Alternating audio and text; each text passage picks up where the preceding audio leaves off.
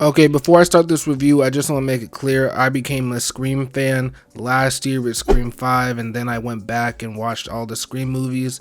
So that's just the point of view that I'm coming from with this review, basically. And to begin, I think Scream is basically just a parody franchise, and lately has been playing a lot into the meta.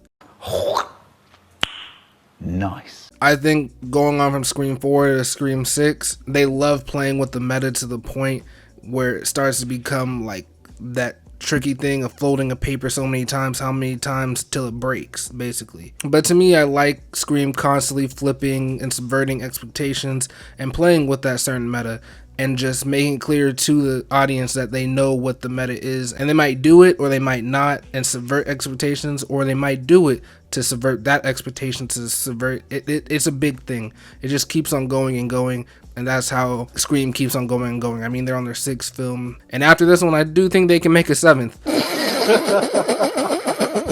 But to get into the review, I really liked how they used New York City in this movie. All the kills felt like nobody was watching, but everybody was watching. They just didn't care. And in this movie, it was a lot more gory than the rest. They had a lot more shots focused on characters where they got stabbed. They got stabbed in a certain area a lot, some of the victims did, and they really made emphasis on pointing out where they got stabbed and showing Ghostface thrust the knife into their place where they got stabbed. Also, there's no stealth performance in this movie. Usually there's 1 or 2 people that just didn't come up to bat when going into one of these movies, but in this movie everybody really stood out, and it came all together to make a pretty enjoyable movie, especially in theaters. Everybody in my theater were clapping and hooraying and yelling. The legacy characters in this movie were used very well. There are only 2 used primarily, which was Kirby and Gale. And hot take, I guess, Scream 4 is probably my 2nd favorite Scream movie, and I really liked how they used Kirby in this installment. And Gale, she's just regular Gale. Like, I didn't expect much from her, but they used her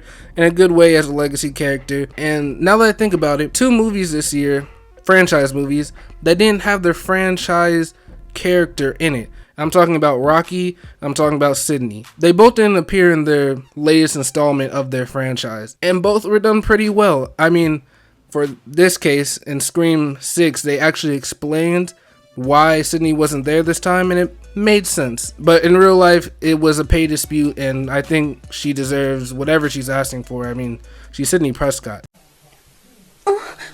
But overall, I think you should probably give this film a watch in theaters. It's one of those films that will just be better in theaters and experience with other people around you. There are great sounds in this movie. You're really going to feel all that blood drizzling out of people, and you'll experience it with all the other people around you, laughing, screaming, just having fun. And I think I would give it an 8 out of 10. And if you have like any disagreements or anything you want to say about the movie, you can just comment down below, leave a like, subscribe if you liked, and I'm going to be posting a spoiler video, spoilers and theories, so if you want to watch that as well after you watch the movie, that would be cool.